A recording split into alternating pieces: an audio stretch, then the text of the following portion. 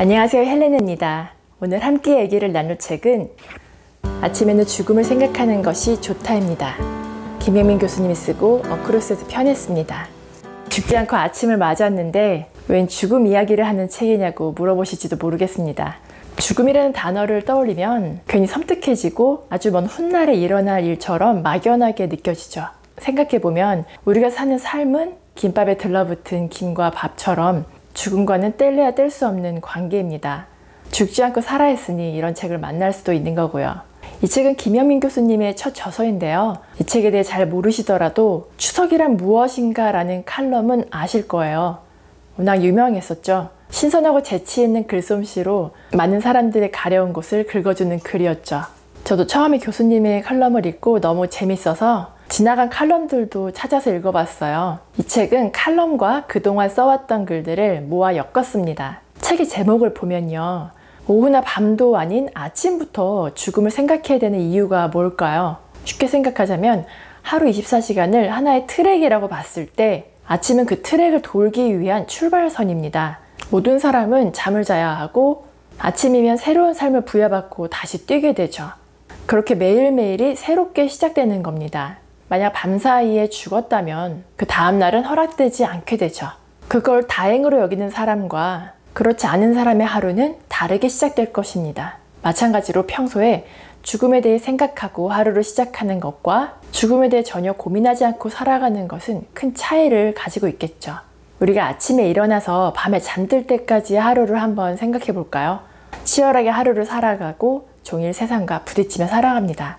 그러면서 여러 가지 욕망과 희망으로 삶을 채워가죠. 마치 영원히 살 것처럼 욕심을 부리기도 합니다.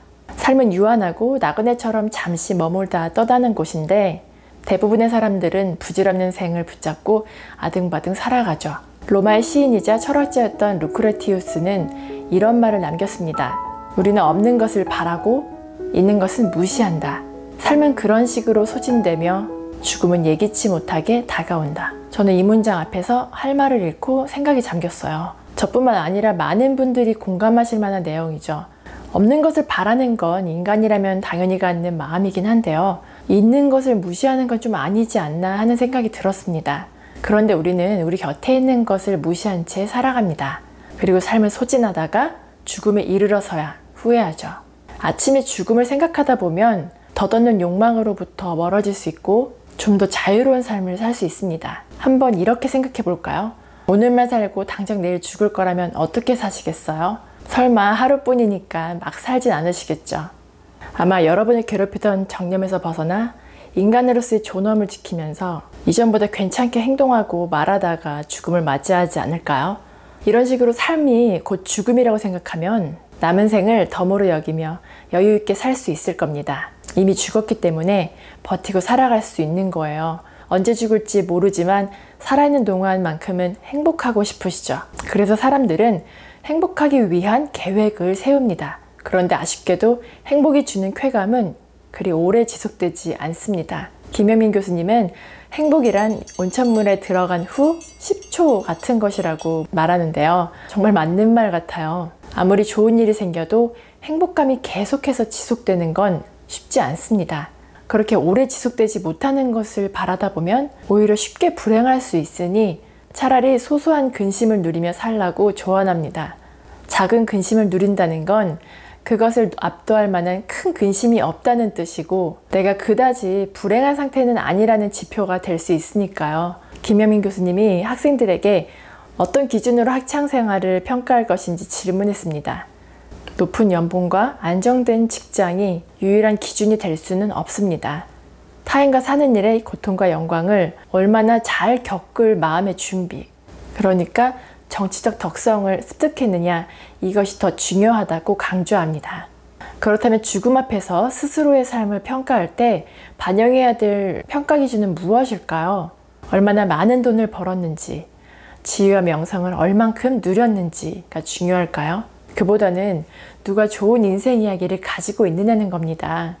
성공신화일 수도 있지만 실패담도 좋은 이야기가 될 수 있습니다. 그런데 좋은 이야기를 위해서는 자신의 인생에서 일어나지 않아도 괜찮았을 좋지 않은 일들을 망각하고 진짜 좋은 이야기만 기억하는 게 도움이 되겠죠. 책의 마지막 부분에 김민정 시인과 인터뷰한 글이 소개되어 있는데요. 왜 책을 읽어야 하냐는 질문에 김혜민 교수님은 이렇게 대답합니다. 책이라는 걸 읽는 행위 자체가 남의 말에 귀를 기울이는 자세잖아요. 사실 안 읽어도 된다고 생각을 하기도 합니다만 책은 인류가 발명한 사람을 경청하게 만드는 정말 많지 않은 매개 중 하나죠. 그렇게 경청하는 순간 우리가 아주 조금 나은 사람이 될 수도 있다고 보는 겁니다. 자기를 비우고 남의 말을 들어보겠다는 자세요. 책을 읽다 보면 어떤 책은 생각을 많이 하게 만들어주는 책이 있고 글을 쓰고 싶게 만드는 책이 있는데 이 책은 둘 다 해당되는 것 같습니다. 중간중간에 결혼식 주례사와 신춘문예에 당선됐던 영화 평론 글과 그리고 그 유명한 추석이란 무엇인가, 추석을 즐기는 법, 무신론자의 추석 이렇게 명절 시리즈 3개의 글도 수록되어 있으니 웃으면서 재미있게 읽으실 수 있을 겁니다. 여러분 지금 이 순간이 남아있는 나날 중에 가장 젊고 좋은 때입니다. 여러분이 하실 수 있는 일이나 하고 싶은 것들을 마음껏 하시면서 행복하셨으면 좋겠습니다. 오늘도 끝까지 함께 해주셔서 감사드려요. 구독과 좋아요, 댓글은 힘이 되니 꼭 기억해 주시고요. 오늘 하루도 즐겁게 보내시기 바랍니다. 또 만나요.